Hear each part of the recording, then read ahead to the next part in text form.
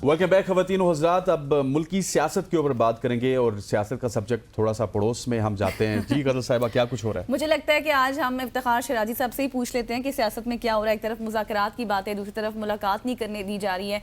इफ्तिखार शिराजी साहब, अस्सलाम वालेकुम, कैसे हैं आप? आपको आवाज़ आ रही है? जी वालेकुम अस्सलाम, बहुत शुक्रिया, मैं ठीक हूँ।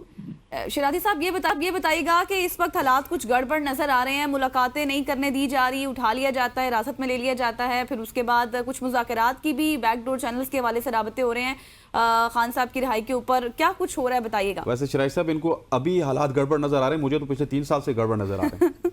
बीच में ठीक हो जाते हैं, फिर हम लोग थोड़ी उम्मीद लगा के बैठ जाते हैं। मैं भी अपनी गुफ्तगू का आगाज इसी जुमले से ही करना चाह रहा था जो आपने चुरा लिया है कि गोया कि हमें तो 2022 से कम ऑनवर्ड उनकी खैर की खबर देखने को नहीं मिल रही और हालात मुसलसल एक तरह से हम कह सकते हैं कि कशीदा और टेंस नजर आ रहे हैं हमें, और उसमें किसी किस्म की कोई बेहतरी देखने को नहीं मिल रही। इसके बावजूद कि इलेक्शन हो चुके इस मुल्क के अंदर, एक हुकूमत को साल से ज्यादा हो चुका है, लेकिन जो पॉलिटिकल टर्माइल है वो अभी तक खत्म होने का नाम नहीं ले रहा। मेरा ख्याल में वजह उसकी क्या है? वजह यही है कि इस वक्त अगर देखा जाए तो अमलन तहरीक इंसाफ कौमी असम्बली में सबसे बड़ी सियासी जमात है, अगर अपोजिशन बेंचों पे बैठी है, लेकिन उस जमात को जब आप ड्यू पॉलिटिकल स्पेस नहीं देंगे, उसको आप डेमोक्रेटिकली एंगेज नहीं करेंगे, उनके जो कंसर्न्स हैं आप उनको ना तो सुनेंगे ना उनको एड्रेस करेंगे, बल्कि उनके खिलाफ जो मुकदमात हैं वो किस तरह सुस्त रफ्तारी से आगे बढ़ रहे हैं,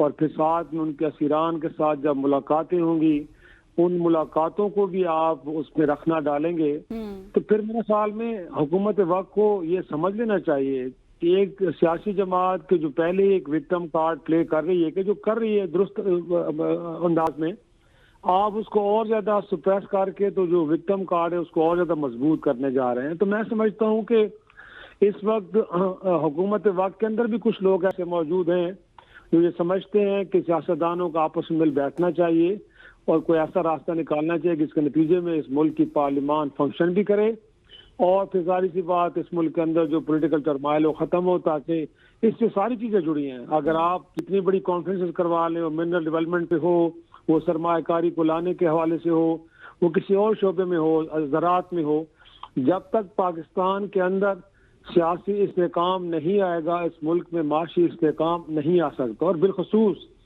पाकिस्तान इस वक्त दहशतगर्दी के खिलाफ जिस तरह जंग लड़ रहा है, बिलखसूस 2 सूबों में बलोचिस्तान और खैबर पख्तूनख्वा के जो बैरूनी सरमायाकारी के हवाले से भी बड़ी अहमियत के हामिल दोनों सूबे हैं। तो मैं समझता हूँ कि उसके लिए सियासी अफाम और तफहीम इतनी ज़रूरी है कि अगर वो आप लेके नहीं आए तो फिर आप इस बात को भूल जाएं कि इस मुल्क के अंदर अल्लाह नाटक की सूरत हाल एड्रेस होगी या इस मुल्क के अंदर कोई बहुत बड़ी सरमायाकारी आएगी। क्योंकि आपको मालूम है कि जितना भी हम मीडिया के ऊपर इस बात को प्रोपेगेट करें, बट हकीकत तो ये है ना कि इस मुल्क में मकामी इन्वेस्टर भी उठा के पैसे अपना बिल्कुल शिराजी साहब, ऐसे ही है, बिल्कुल ऐसी है कि हकीकत यही है कि जब तक चीजें न्यूट्रलाइज नहीं होंगी तो मामला ठीक नहीं हो सकते। शिराजी साहब, हुक्म दुली हम नहीं कर सकते, ऊपर से कमर्शियल ब्रेक का हुक्म आया है। Thank you so much for joining us Iftikhar Shirazi साहब, सीनियर सहाफी हमारे थे ख़वातीन और हज़रात। यहाँ पे वक्त हुआ चाहता है एक शॉर्ट से कमर्शियल ब्रेक का, ब्रेक लेते हैं, वापस आते हैं। Stay with us.